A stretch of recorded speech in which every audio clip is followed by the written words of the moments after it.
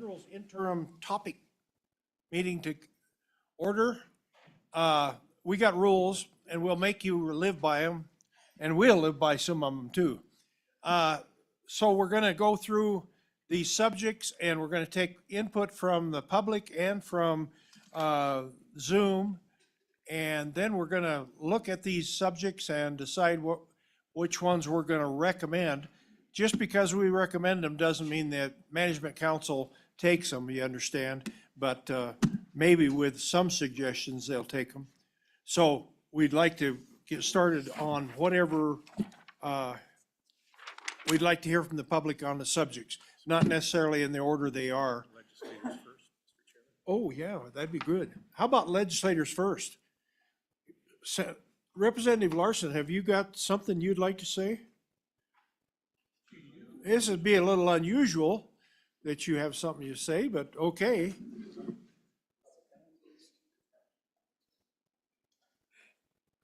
Thank you, Mr. Chairman and members of the committee, and I apologize if I just seen at the top of the list that this topic was, which was to talk about, to expand the existing, to continue the conversation on expanding the existing statutes for the storage of spent nuclear fuel to include the ability for those who are manufacturing advanced nuclear reactors to store spent nuclear fuel on their site. We've had actually a fairly robust conversation between the Senate and the House committees on this subject, have reached out to those who are interested in doing further manufacturing of nuclear reactors, as well as to the NRC and to the stakeholders that had concerns over the last week, and I feel that there's strong support to continue having this conversation and would propose that to you. Okay, any questions for Representative Larson? Yeah, Heiner. Thank you, Mr. Chairman. Representative Larson, the estimated committee time for this topic is left blank. Would you care to estimate what that is so we can hold you to that? 6 months.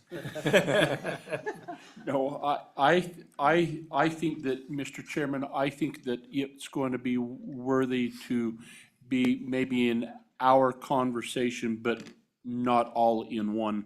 I don't know how many meetings you have planned, but I think to line it out and then at least in 2 of those meetings. And if you feel, Mr. Chairman, if you think I've misguessed that, I would defer. You've been privy to these conversations. There's about 3 suggestions for nuclear discussions, and I'm thinking we might talk about all of them. So they might all roll together. Other questions for the representative? Other questions? No? Okay. Mr. Chairman?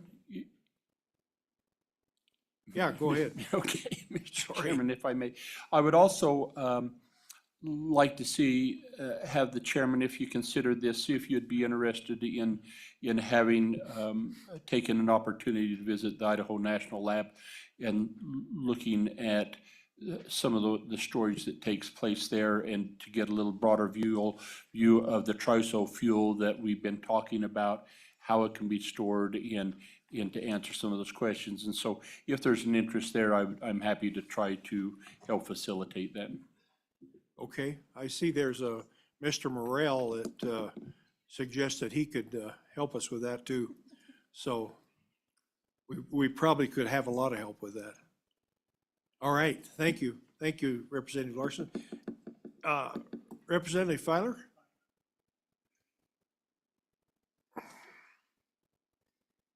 Hi, Mr. Chairman. How are you? Good.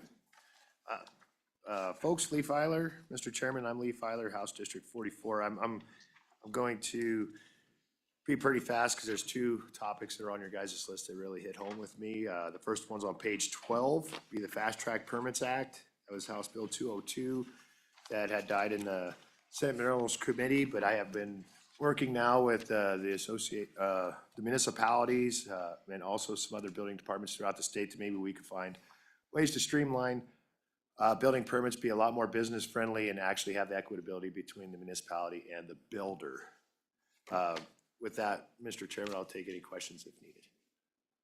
Just the one, Lee, or I thought you said two? I did have two, I just didn't want to do both and then have questions go back and Oh, forth. okay. Any questions for Mr. Feiler on this Fast Track Permits Act?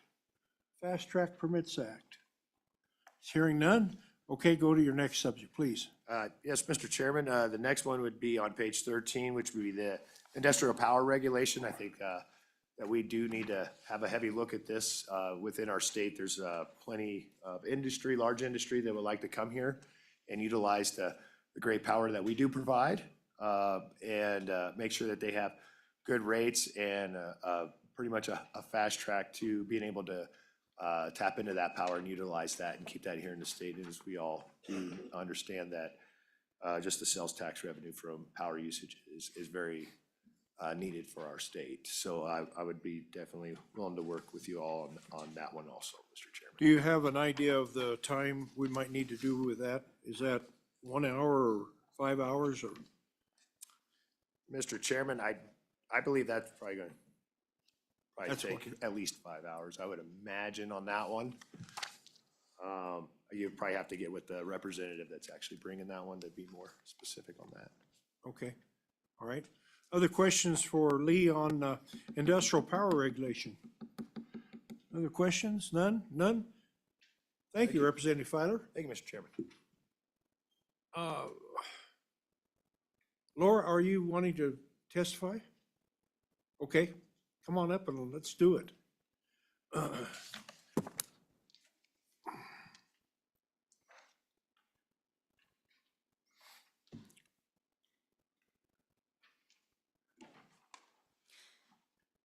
Thank you, Mr. Chairman, members of the committee.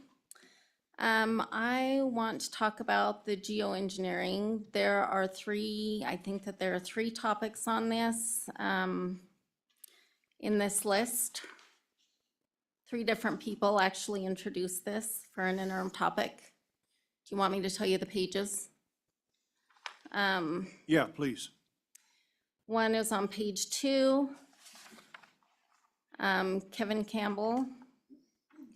Another one is, let's see, page 8, I think. Representative Tarver. And then there's another one with Representative Brady. What page is that on? Page 9. Yeah. Page 9 for Brady. Yep. Okay, anyway, this topic is of utmost importance. A few of you have heard me for 5 years asking people to look up, look in the skies, what's being sprayed on us. I know down in my area, it's very prevalent. One day over our ranch, there were 5 different planes doing it. We deserve to know what is being sprayed in our skies, what these chemicals are. If you want to do your research, you can go to the website geoengineeringwatch.org and do your research on these things. I would ask that this be an interim topic, because I've been speaking about it for 5 years and been asking questions, and I think that our Wyoming constituents deserve to know what is happening, and thank you for allowing me to testify. Thank you. Any questions? Any questions for Laura? Any questions? Any questions? I have one. Are you talking about the contrails, or are you talking about spraying, actually crop spraying kind of things? No, I'm talking about chemtrails. So you have contrails and chemtrails, and if you watch a plane that is going over your skies and you see a contrail, it dissipates within a few minutes. Chemtrails do not. Oh, Chemtrails is a line that a plane disperses that stays in the atmosphere, You can actually watch it and you can see it spreading, dimming the skies. And those chemicals are falling onto us. It's different. There are two different things.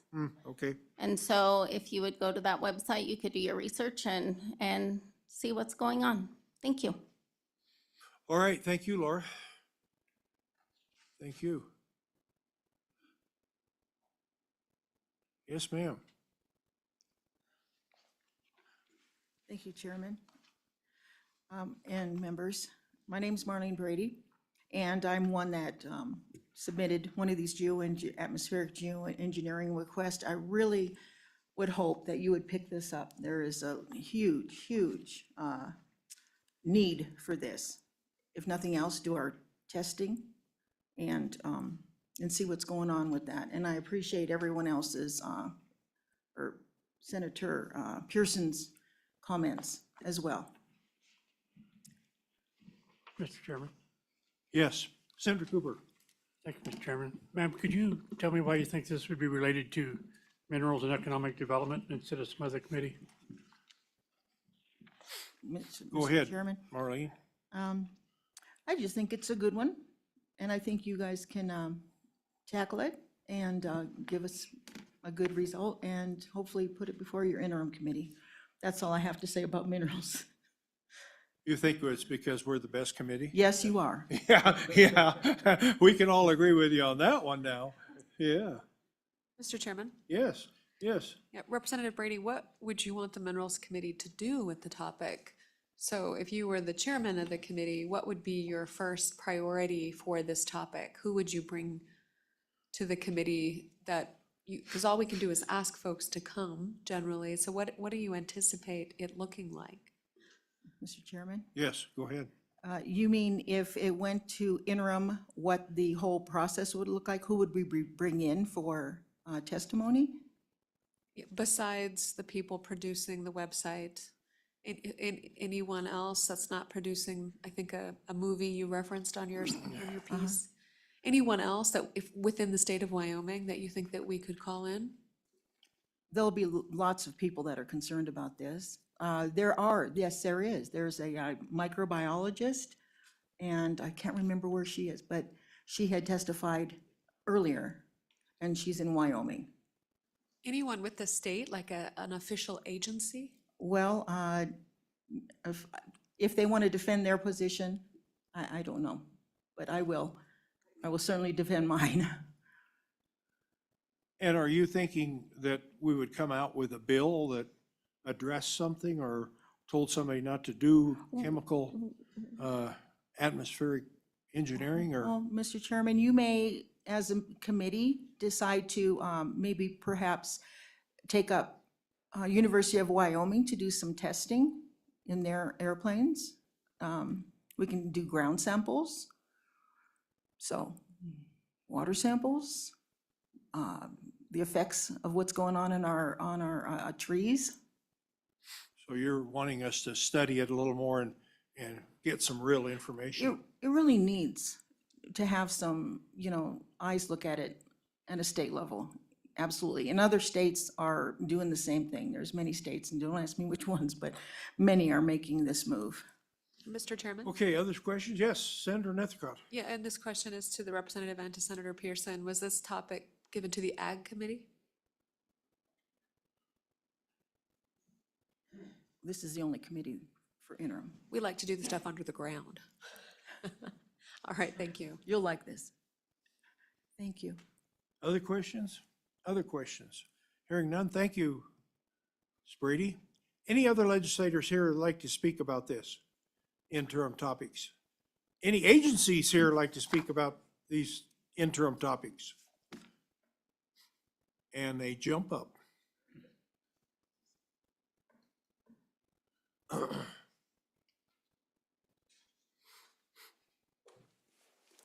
Mr. Chairman, Mr. Co-Chairman, members of the committee, my name is Bill Pilliger, General Counsel, State Treasurer's Office.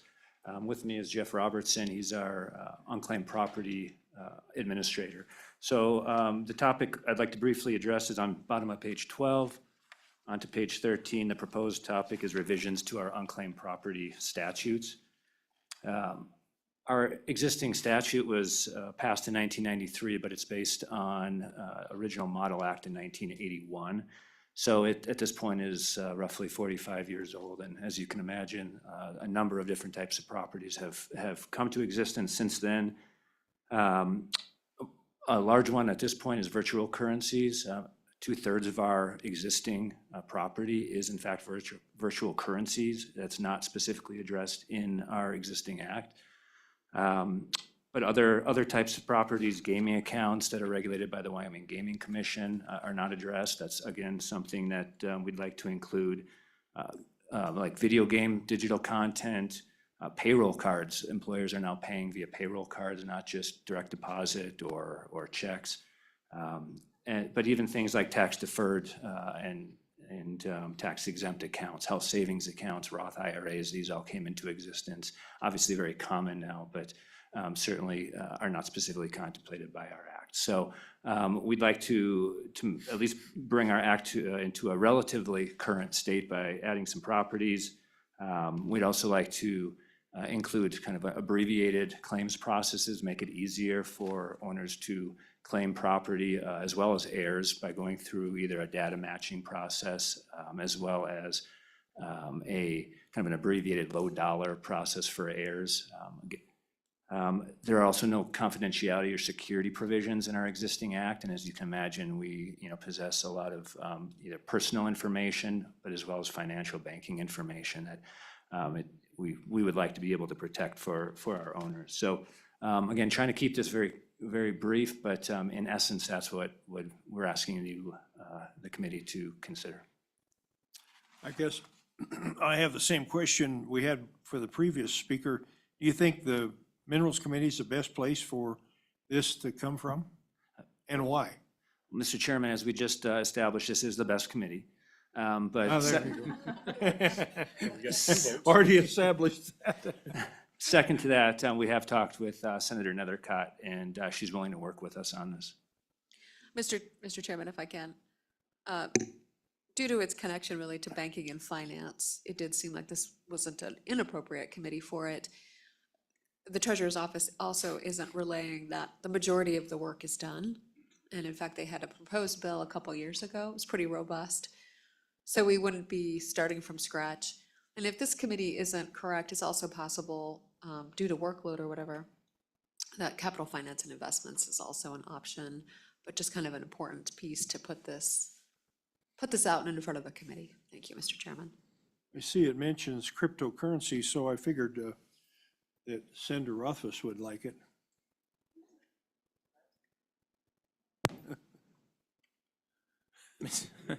Mr. Chairman, yes, we certainly could. But yeah, I do understand that the Treasurer's Office has a substantial amount of crypto through some interesting circumstances. Other questions? Yes, Representative Heiner. Thank you, Mr. Chairman. So it mentions in here that there was a 2022 draft legislation already prepared. Could you tell us if that was introduced or what the status was of that legislation? Mr. Chairman, Mr. Co-Chairman, the bill was drafted, and to be completely upfront, it was a substantial redraft. And so the bill itself ended up being 140 pages roughly. And so it ended up being too much, to chew for, I believe it was a Corporations Committee, yeah. So whether we start with that bill or what we've also considered is going back and really, adding the things that we need to have into the existing act, obviously make this something that is palatable for the committee. Other questions? Other questions? Other questions? The Treasurer's Office. Thank you. Thank you. Thank you. You did a good job there. Other agencies, and another agency pops up.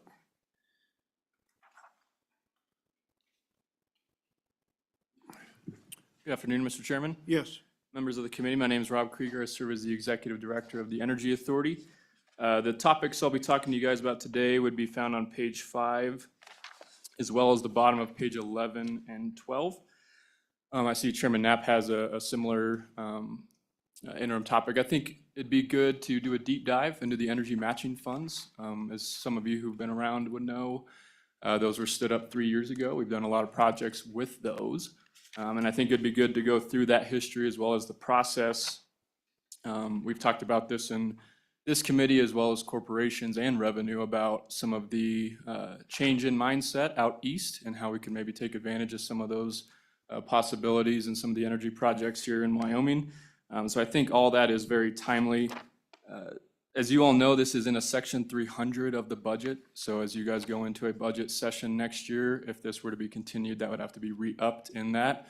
Unless you all wanted to stand this up as a program. And the reason I say that is we have up to 12 states now that have followed Wyoming's lead, Texas and North Dakota being amongst those states that are standing up grant programs to help on energy development projects. So certainly some increased competition. The question could be, why not appropriations? You all are familiar with these projects and a lot of the projects that go on in this space, so I figured this would be the right committee. But I'm happy to take any questions. Questions for Mr. Krieger? Questions for Mr. Krieger? I'm thinking that you're not after legislation, but more information and discussing what we're doing with WEA. Is that correct? Mr. Chairman, somewhat correct. I would say more specifically the fund itself. As you know, it's in the governor's office, but he did delegate that to us to administer. So I think talking about the original Section 321, which is a reminder over the years has been up to $155 million worth of an appropriation, that'll likely be gone by the time you guys come back to town next year. So to talk about those projects we've done, as well as Section 323, which is the large energy matching fund, and just talk about some of the projects that might be on the horizon with that account, should you all want to re-up that in the budget next year. Questions? Yeah, Senator Rothfuss. So it is my recollection that it's only been in the budget. We don't have any statutory construct for either of the two energy matching fund program. Is that something that we could potentially consider or should consider, or at this point in time, would it be your opinion that working it through the budget is a rational approach? Mr. Chairman, Senator Rothfuss, it's a good question.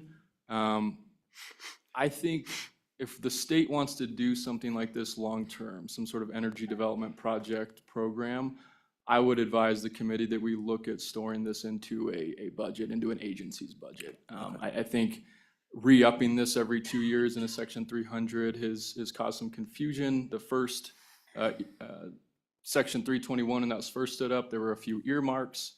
I think when that's debated now today, lots of folks forget that was already carved off the top. So I think it'd be worth discussion, but I would advise probably putting this into an agency budget if you guys want to do that. Other questions? Other questions? Hearing none, thanks, Mr. Thank you. Krieger. Next.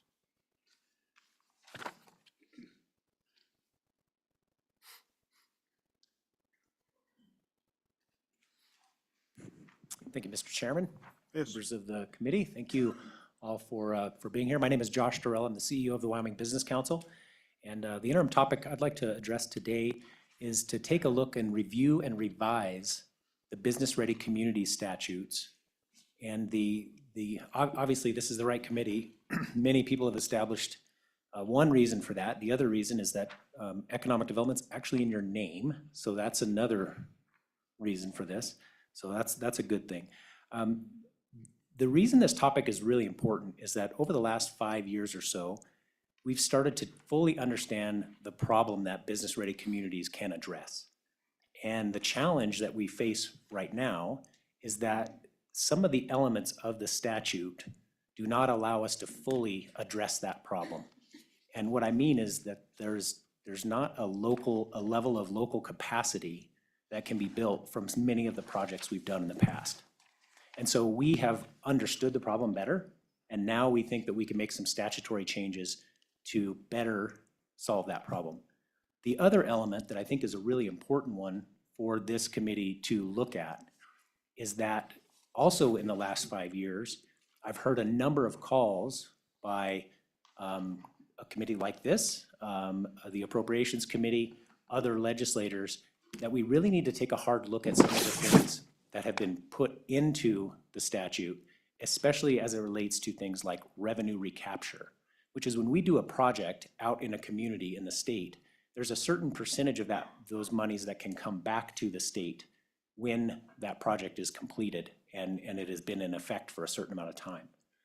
The challenge is that the state recoups very little of that money and it stays in the community. Now, that can be a good thing, but an efficiency study that's been done about 10 years ago, I think brought up a really interesting hypothesis that we should at least explore, which is the amount of money as a percentage that the state puts into a project should be at least considered the amount of recapture that comes back. And I think that that sort of looks at it like a business would, is that you have an investor, and that investor should reap the benefits as a percentage of their investment in the entire project. And so that's one area that we would look at. Another area we would look at are the types of projects that we do. And those are things like infrastructure projects or business committed type projects, rather than the community enhancement projects that have been done over the course of Business Ready Communities program. And so taking a little bit of a deep dive into BRC to us, and I think to the legislature, would be a really important topic because of what we've learned and the calls to action that we've had from leadership.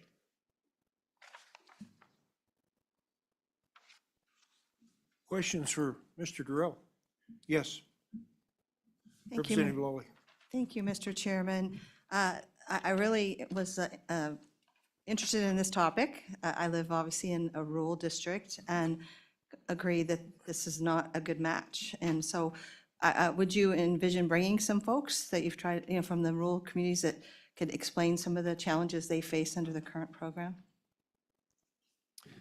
Mr. Chairman and Representative Lawley, I do think that that's an important component. I also think that one of the things that we've found over the course of our time in the last few years is that money is not the answer to problems, and that a better understanding of the problems that exist at a local level is probably the first step. And so I'd be happy to bring in some of the groundwork that we do before monies are expended, and the groundwork that we find sometimes shows that money is not the answer. Because again, we're trying to be good stewards of state funds. And so I'd be happy to do that and to bring some of the programming and some of the work that we've done in smaller communities. Because again, I think sometimes money seems like it's the antidote, but it's rarely the one. Follow up, Mr. Chairman? Yes, go ahead. Thank you, Mr. Chairman. I appreciate that, and I actually agree with what you just said.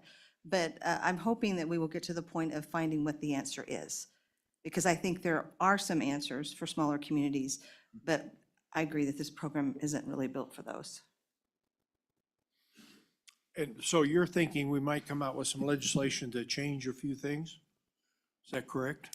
Mr. Chairman, that's correct. I think there are some easy things to take a look at, but I think what we'll hopefully be able to do is to look a little deeper at some of the things that maybe could make a difference in the cases that Representative Lawley mentions, or even some of the things that we see coming forward rather than just looking backwards. Other questions? Other questions? Mr. Durrell? Hearing none, thank you, Mr. Durrell, for your Thank you. testimony. Any other agencies like to speak?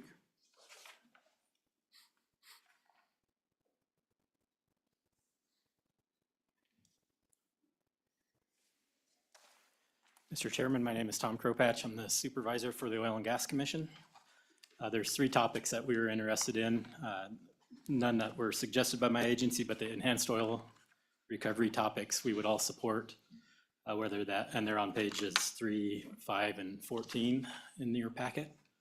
And whether that's a look at infrastructure, whether it's a look at stimulus for the projects or sources of CO2 themselves.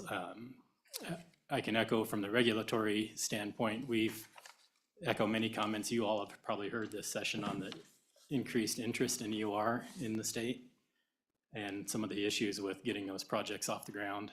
Again, the infrastructure, the sources of the CO2, the volumes of the CO2 we have available. if we could get some of these projects going that are being talked about, it would be a significant increase for the state in production and long-term production. So would be happy to see these as topics in front of the committee this interim. I got two of those pages, page 3 and page 5. What was your other page that you? Page 14, 14? Mr. Chairman, Oh very my bad. gosh. Oh, no wonder I didn't have that. Yeah, all right, thank you.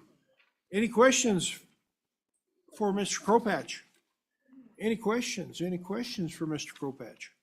And are you expecting some legislation possibly out of this? Mr. Chairman, I think potential stimulus for infrastructure or how we could encourage infrastructure installation, you know, one of the limiting factors is pipelines and even just getting them out to the fields that are appropriate there. There's also been discussions this session about the significant capital that must be provided up front to get these projects off the ground. So there's been some discussion around stimulus using severance tax for that. That might be a topic that could continue to be part of the discussion. And then even sources of the CO2. I think if some of these projects get going, long-term sources of CO2 beyond what we currently have would be beneficial for more of these projects to happen in Wyoming. Questions? Senator Rothfuss. Thank you, Mr. Chairman. Unrelated to the 3 topics, we did work 4-ish years ago on unitization, APDs, royalty rates. We did a pretty comprehensive reset on a lot of our oil and gas regulations. We talked about coming back and getting a look at, is everything working at some point? And I was just going to ask, do you think this is a good time? Do you think we still need a couple of years to see how things go? We don't have that as a topic on the list, but it's something that we've kind of contemplated as a possible topic when we were ready. What are your thoughts on that? Mr. Chairman and Senator Rothfuss, I would be fine with doing that now. This would be a good time. I think, you know, the APD issues and some of the operator issues related to that probably have been solved. I'd be happy to report what some of that looks like. Statutory pooling or compulsory pooling, I think there'd be a couple tweaks that could be made to help streamline that from a commission standpoint and a hearing process that could streamline that for industry to not have to go through so much of the process at the commission or to help streamline that process. But so I would be happy to look at that during this session, but we could also wait. You know, some of that is still early on to discuss. So. Thank you. And Mr. Chairman, we can maybe check in with the Petroleum Association and see if that's something we should look at this year. We need to look at it eventually. It doesn't have to be this year, but that was what I was trying to get a sense of, if there are any tweaks we need to make. And it sounds like those are starting to crop up maybe a little bit, but aren't urgent. Thank you. Other questions for Mr. Kropatch? Other questions? Hearing none, thank you, Mr. Kropatch. Other agencies like to speak? Other agencies? How about the public? Anybody in the public like to speak to us? Like to speak to this fine joint minerals committee? Number 1 in our hearts. Yeah.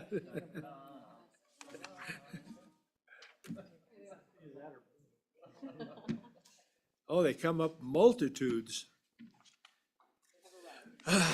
Yeah. Wonder if they work together. Yeah. Is this some kind of conspiracy here, boys? Maybe. Good morning, Chairman Anderson, Chairman Heiner, Travis Deti with the Mining Association. We have suggested a topic on page 9, state investment embedded projects. And I'm going to turn this over to my colleague, Mr. Beggar, representing one of our gold companies, to discuss it. And then I'm just going to sit here and be his arm candy. Well, bless your heart. Go ahead, Mr. Beggar. Thank you, Mr. Chairman. Jason Magger here on behalf of U.S. Gold Corp. You may have heard of the company. About 3.5 years ago, they began permitting and work on a gold and copper project about 20 miles west of Cheyenne on a state section. After 3.5 years and roughly about $30 million of their own money, they successfully obtained all the major permits last fall And so they are now in the process of doing the final engineering work, feasibility study, and going out for financing, hopefully first part of this year. But one of the things that has become evident as they have been talking with financiers over the last year and a half to try to tee things up is the lack of a state's program in Wyoming is a really bad market signal. I guess senior leadership for U.S. Gold Corp has worked in jurisdictions all over the globe. And generally what they find is anywhere from 10 to 20% is financed, not a grant, not given, but a loan of some sort of state program that allows sort of that first money in to attract additional finance and investment. And when you're talking about hard rock lending and financing, they're not American lenders. Kind of the three major places where you go for that kind of financing is Toronto, London, or Geneva. And so that brings in a whole other ESG component that I know this body has spent a considerable amount of time working with. But when you look at other states like Alaska, through the Alaska Permanent Fund, I believe their sovereign wealth fund is about $70 or $80 billion right now. But they do have a program within that directs them to invest directly in in-state projects. North Dakota has the Bank of North Dakota. Those are just kind of two of the prominent examples of states very similar to Wyoming with big natural resource sort of funded sovereign wealth funds. But in a project like US Gold where they need their initial startup capital estimate about $280 million, you know, the large loan program at Business Council only goes up to $25 million. In a former life, you know, I was the head of the Wyoming Infrastructure Authority, which evolved into the Energy Authority. But the state's bonding program really doesn't work. And I could give you an hour's worth of reasons why that doesn't work. But, you know, this is just specifically for, you know, US Gold, but I know the previous speaker and some of the other topics in this list talks about project financing. You know, in our experience, it's not the regulatory burden of the state. It's not, you know, we don't have an income tax. There's only so many things you can do with tax incentives. You know, the resource exists in this state. It comes down to project financing, and other jurisdictions have tools to use that Wyoming just doesn't have. You know, US Gold's experience with DEQ, state engineer's office, everything was fantastic. And, you know, really found agency that was focused on getting to yes and figuring out how to get things permitted as opposed to 20 reasons no. So not finding regulations being the hindrance to getting these projects off the ground. It is that project financing.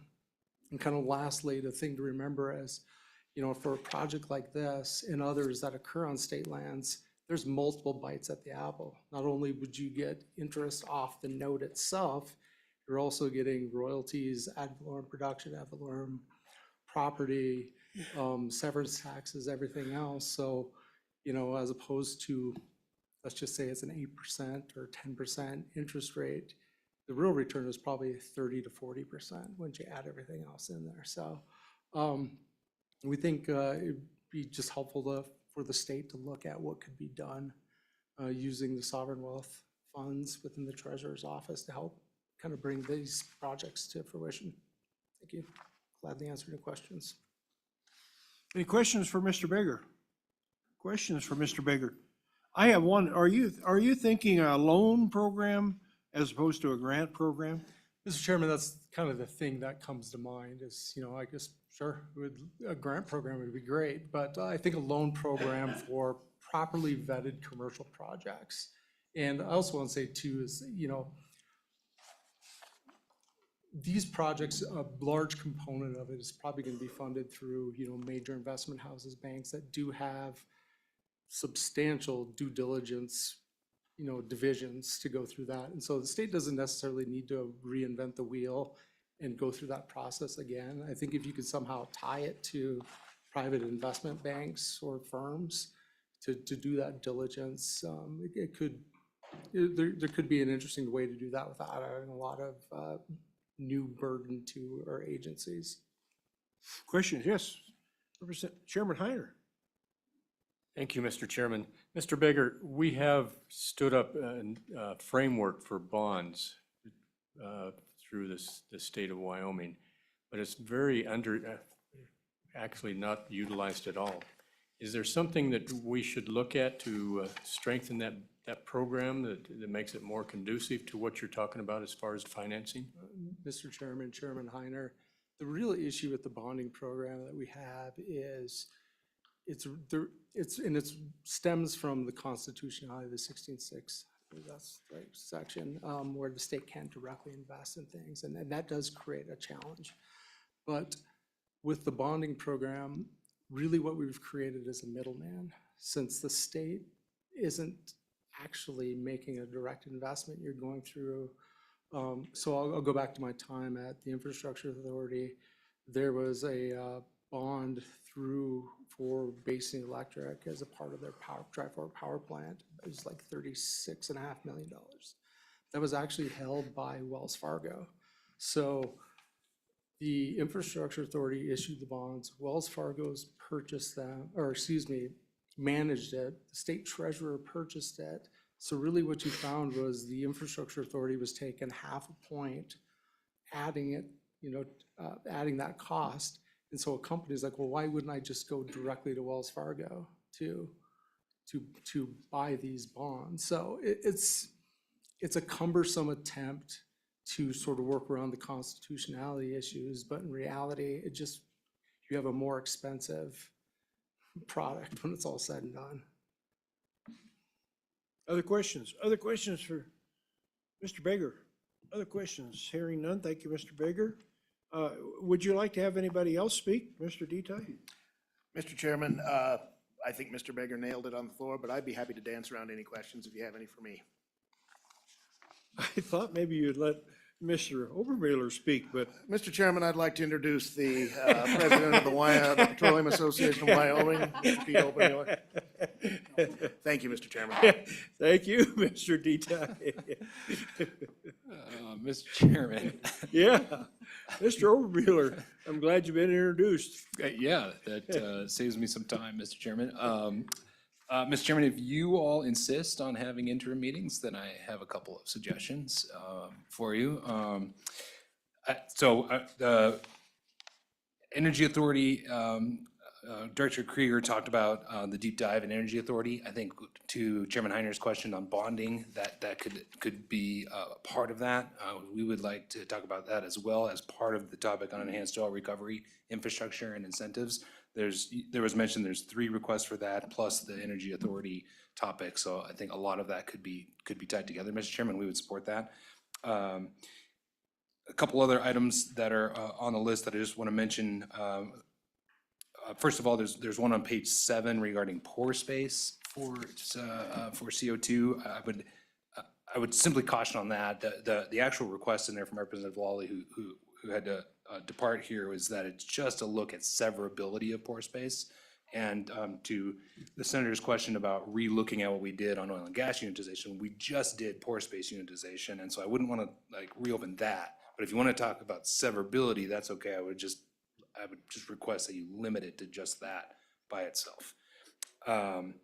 And then finally, Mr. Chairman, on page 8, I think it's Representative Tarver's request on hydrogen tax. Just going back a million years ago to the first week of session, we talked about the importance of doing a little bit of a 101 on that. So you decide to take up hydrogen as a topic that is not limited to just hydrogen taxation, that you invite the School of Energy Resources to do a 101 about what in the heck hydrogen even is, what's its opportunities in Wyoming, and all of that first before we try to go down a taxation route. And sort of tied to that, Mr. Chairman, on 101 is this committee has an extraordinary number of new members on the committee, and I think it might be worth your while to have a little bit of 101 just on agency interaction with oil and gas and coal and others. And I mean, Director Kropatch and Director Parfit is here, and all, what sort of permits do we need? What do we get? Which ones are come down from the federal government that they manage, and all of that? Just a little bit greater understanding of what that interaction is, may be helpful, Mr. Chairman. And happy to work with you on any of those, of course. You've been trying to educate Senator Rothfuss on that for a long time. Yeah.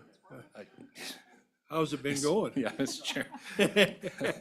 It's Sisyphean, Mr. Chair. He's sitting back, so I guess he's got it. Any questions for Mr. Obermueller? Any questions? Yes, Senator Rothfuss. Pete, what do you think about looking at the unitization and all of that work? Should we do a quick review or do it later? Mr. Chairman, Senator Rothfuss, yeah, I'm in the same boat as Director Kropatch. Happy to do it now. I think there has been enough time where we could take a quick look. Lots of opinions out there. Yeah. Everyone thinks they have the best idea on how to do all that, and then we would invite all that again. Okay, we can look at how it's worked. I think, we don't take time to sort of celebrate when we've made the right decision. I think we made the right decision, and it's really worked. I'm happy to spend time looking at it again. And Mr. Chairman, that's kind of what I wanted to understand. And honestly, I haven't heard any complaints since like maybe the first year. There were a little bit of grumbles about a couple things because it wasn't certain how things would play out. But since then, I don't know that we're hearing a lot. And that's kind of what I wanted to understand is, are there things that we should tweak, or are we in the right place? And maybe just getting a short briefing on that might be beneficial to understand. And again, maybe visit and figure out, are there some tweaks that need to be made? But obviously, I think we're in a pretty good place too. Other questions for Mr. Obermueller? Pete, it sounds like you're more into the informational thing for us rather than pushing some bills through. Am I right on that? Mr. Chairman, largely except for perhaps on the enhanced oil recovery incentives, whether that would take some statutory work, if it's pipeline related, if it's looking at WA's bonding authority, if it's looking at the energy matching funds and doing a little bit more careful direction of what that is for infrastructure. The EOR topic could result in some legislation and tacked on to step one, which is the bill, SF-17, which is a little tied up right now, Mr. Chairman. So get that one going, and then we'll look at more of them. Any other questions for Mr. Obermueller? Other questions? Thanks, Pete, Thank you, for Mr. being Chairman. with us. Any other public in the room that'd like to speak to us about subjects, about interim subjects? Like to speak to the best committee in the legislature? Best one in this room, anyway. All right, we have some on Zoom. We have two on Zoom that we'd like to hear from too. Could we hear from Lon Whitman first? Please? You got Devin up. Yeah. Yeah. Can we hear from him second or not? There we go. Good afternoon, Lon. We don't hear you. You're making a great speech, but we don't hear you. I was just practicing a little. Oh, okay. I'm very pleased to speak to this top-rated committee, and again, we put in a request for work this interim related to CO2 for enhanced oil recovery. I think that is a subject that ebbs and flows. As Supervisor Kropatch mentioned, there are a number of Give us your name for the TV audience. Mr. Chairman, Lon Whitman, Director of the Enhanced Oil Recovery Institute. I think the subject of CO2 source and supply is certainly an area that we work on daily at EORI. As Supervisor Kropatch mentioned, there are a number of large developing projects that could have a substantial drain on the current supply. So I think some interim work in that area and updating the committee could be beneficial and helpful. Okay, good. Thanks, Lon. Any questions for Lon? Any questions for Lon? Seeing none, Lon, you covered that quite nicely. Don't have a single question. Thank you, Mr. Chairman. Once I unmuted and gave my name, I was good to go. Okay, all right. Let's have Mr. Mr. Brubaker up, please. Good afternoon, Mr. Chairman. Yes. Thank you for the opportunity to provide some testimony remotely. My name is Devin Brubaker. I'm the airport director for the Southwest Wyoming Regional Airport in Rock Springs, and also the current president of the Wyoming Airports Coalition. First, I will mention that should this committee take up some of the topics that were discussed regarding aircraft earlier in this meeting, I assure you that your Wyoming Airports Coalition has the members that service the aircraft across the state, and we can provide some valuable content to you on that topic. But what I'm here really to talk about today is commercial air service. Mr. Chairman, appreciate your willingness to sponsor this topic for consideration by this committee. The Wyoming Airports Coalition submitted this topic. It's been 7 years since the legislature took a look at our commercial air service across the state.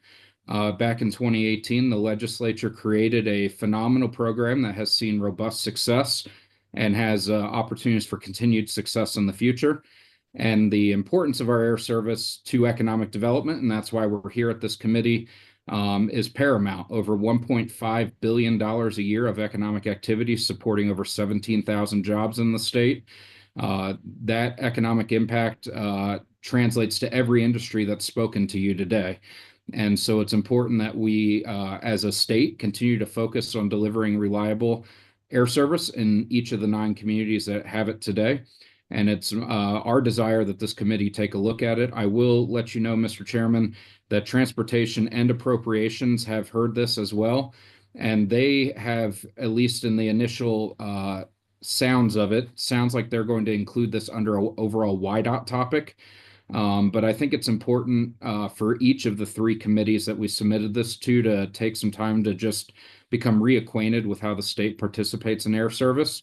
And along those lines, a select committee that I believe is loosely tied to this committee is the Air Transportation Liaison Committee. And there's an opportunity for that committee, if it wanted to expand beyond its annual meeting in September, to take on this topic as well. So, Mr. Chairman, with that, happy to answer any questions. We did put 8 hours on our request, but we don't think it'll take nearly that much time. But happy to address the topic in whatever time you would make available. So happy to answer questions, Mr. Chairman. Any questions for Mr. Brubaker? Any questions for Mr. Brubaker? Mr. Brubaker, are you thinking we will come out with some legislation for air service, or are you just wanting us to get educated about it? Mr. Chairman, excellent question. So the reality is we have a program that works today, so it's an opportunity to become educated on it. There is going to likely be a time in the near future where there's an appropriations request for additional funding to continue to provide for the successful program. So I think it's important to have as many members of the legislature educated on the success of the program, as that may go through an appropriations process in the near future. There could be separate legislation to that effect, but we're also working towards the idea of an appropriations based process in the future too. Okay, yes. Chairman Heiner. Thank you, Mr. Chairman. Mr. Brubaker, we are planning on meeting 3 times during the interim, figuring 8 hours per meeting. That's a total of 24 hours. On this topic, you estimated 10 hours to properly study this. So do you stand by that 10-hour time amount? Because that would take up half of our total interim time. Excellent question, Chairman Heiner. And no, apologize for that being included in the request. With Transportation and Appropriations likely touching on this lightly as well, I think that could be likely brought down into the 2 to 4 hour range and probably closer to 2 hours. I did mention too during my testimony, I think you all were addressing another issue, but the Select Committee on Air Transportation is a committee that I don't believe has fully been taken advantage of, if you will, in terms of its ability to address topics for the legislature. They meet once a year in September in Jackson, and maybe there's an opportunity to offload some of this to that select air committee and do some virtual meetings in addition to their in-person meeting in September each year. Just a potential idea on spreading some of the workload out off of this committee if that's needed as well. Other questions for Mr. Brubaker? Other questions? Other questions? Hearing none. Thank you, Mr. Brubaker, for being with us. Thank you. And that concludes the Zoom. We took care of the room and we took care of the Zoom. So we'll close public testimony and committee. I think you all got our schedule for this, for the interim of what meeting, when we're going to meet and where. We'll meet in July 29th and 30th. May? I must have, excuse me. That's why we're a team. Yeah, yeah. First one is in May in Casper, the 21st and 22nd, didn't we? Yeah, that's the one, we changed that one. Yeah, so then the second one is in Casper, July 29th and 30th. And then our third one, just like we're directed to, we'll meet in Cheyenne, the 11th and 12th of September. So those are our meeting dates. We've just got to decide what we're going to talk about in each one of those. And I think we'll have quite a few informational kind of presentations, but I think we're going to have some that we want some legislation for. So with that, anything else? Yeah, go ahead, Chairman. Mr. Chairman, I apologize. I didn't step down to the hot seat when I should have, but there's one other topic that I submitted, and there was a couple of, another topic that was mirrored that. It's for nuclear security, nuclear reactor security. This was brought to me last summer because in my district, they are building the TerraPower, the nuclear reactor. And I felt like there needed to be more than just a shallow look at this. We needed a deeper dive into security protocol. This is a regulation that they have security program for this nuclear reactor, but there's the actual legislation needs to be from the state to empower them to do whatever they need to. And what was suggested is they may have to use lethal force because this is a critical infrastructure. If some terrorists came into that site, it would be something that they needed to control. And so that would have to be through our state legislation that we would have to do that. And I felt like a deeper dive to understand that was imperative rather than just a personal bill during the session, which we wouldn't have time to delve into very much. And that is on, Mr. Chairman, that is on page 4. Page Page 4. It's also covered on page 3 with number 6, and it's also covered, I've got it down 1, 6, and 7. All right. So I think that nuclear is going to be a big subject for us. I'm thinking it's maybe a couple days we spend on nuclear. I don't know what kind of time. Yeah. And all of it won't need legislation, but darn sure does have some legislation it needs. So nuclear, I've got that kind of in three different subjects. Mr. Chairman, Anything else? Yes, Senator Cooper. we'll probably be tying most of these subjects together just like that, rather than individuals. I would think anyway, is that your intention? So we would have an EORI discussion, an informational discussion from WEA, Wyoming Energy Authority, and maybe SER at the same time. And is that what you have in mind? Yes, tying them together so that we stay on the same subject for that time frame, whatever that is. And then nuclear together, and then airports together, and yeah. Any other ideas? Oh, yeah. Thank you, Mr. Chairman. I didn't go down at the appropriate time either, so I guess I'll present some of the topics that I have as well. So, Chairman, Representative Wiley, he's not in the audience, but he did ask me as a member of the committee to sponsor an electrical generation tax bill. He brought it as House Bill 300. Basically, What page are you on? oh, sorry, that is page 6. Okay. top of page 6. Basically what that bill does is, and it just makes all of the electricity taxed at the same rate. So that's something that, last interim, we had a working group put together between members of the corporations, minerals committee to address this specific topic. So that there is a report from that, and Don Richards presented that towards the beginning of session as well, that could be taken up as a topic. I'm not sure the status of where that could be addressed by corporations, but I'm not sure if that's something that they looked at as well. But I think that that's an important discussion to have.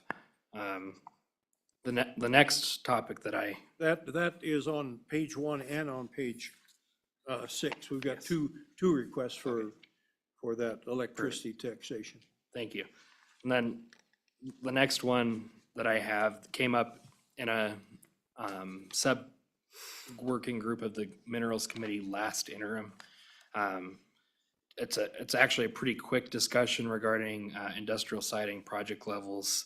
Under 3511-102, there's basically it's an inflation provision in statute, 3512-102A, Romanet I.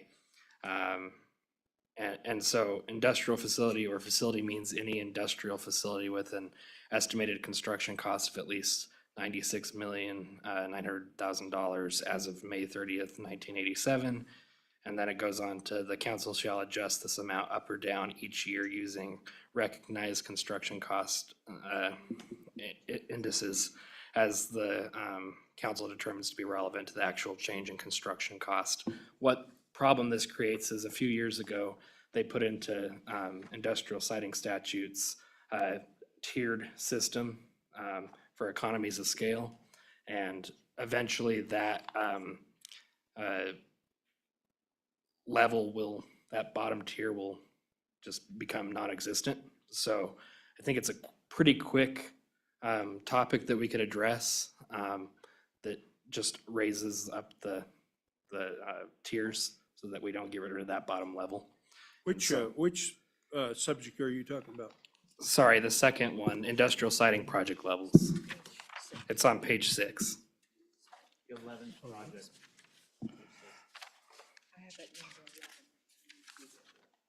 Yeah, number 11. Okay. And those tiers for the committee, they can be found in 3915-111, if you're interested in looking at those tiers that were set up. So it's not, my intention is not to take away the tiered system with this topic. It would just be bumping those levels up so we don't get rid of that bottom level through the inflation provision. So you're thinking legislation on that? yeah, legislation on that. Pretty quick, easy discussion, I think, and I think our staff could put together a bill that's fairly straightforward, and we can have a discussion on the amount for each tier. Shouldn't take up too much time. So, okay. And then the final one, this is kind of an interesting topic, and it's not been brought forward in legislation. It's the pooled collateral program. It also starts on page 6, going on to page 7.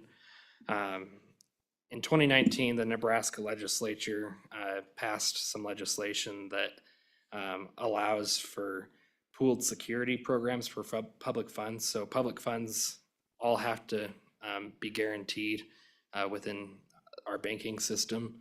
It's not just the $250,000 insurance. You have to insure all of the money that's deposited. So what this does is has a pooled collateral, so all public funds deposited in institutions can go through one pooled system. So if county treasurer writes a check to the school district, they don't have to get two separate securities for those dollars.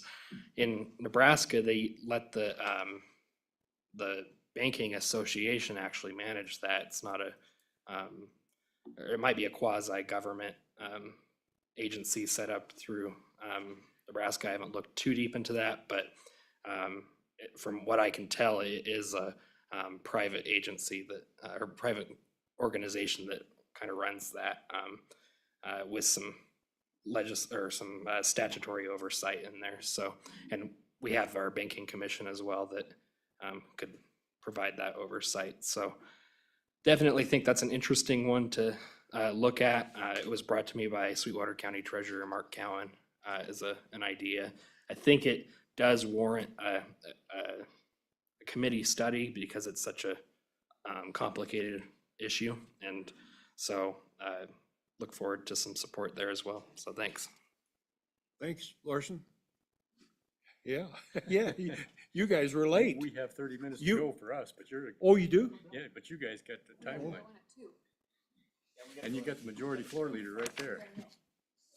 We've got her, so we don't have to go. All right, anybody else before we close this meeting out and make our next meeting? Oh, the Secretary of State. Less than 3 minutes. I Oh, think. Good good, timing. good. Mr. Chairman, with your indulgence, thank you. One of the roles of the statewide is to be on the State Loan and Investment Board, and one of the things the State Loan and Investment Board does is look at the economic development projects that the Wyoming Business Council puts forward. So I wanted to speak in support of looking at the revenue recapture, specifically that topic, which I've been very passionate about for some time. You might remember that in 2016, the Management Audit Committee put forward a study saying that we needed to increase the revenue recapture on these projects and align it with the percentage of the project costs that the state invests, like an investor. So look at the project costs, what's the percentage the state puts into the project? That's what we should recoup, rather than the 25% that the Business Council currently has in rule, which they did put in rule after the study. But I've really enjoyed talking with Mr. Durrell about this, Director Durrell, and I think he's very interested in examining this. And I think it's an important thing to look at. So I just wanted to put in a word of support for revenue recapture. All Looking at right, that. all Thank right, you. thank you. Thank you for making it to our meeting. Yes, thank you. You bet. And with that, we'll adjourn this joint Minerals Committee meeting and look forward to seeing you in May. Yes, or sooner in front of the management council.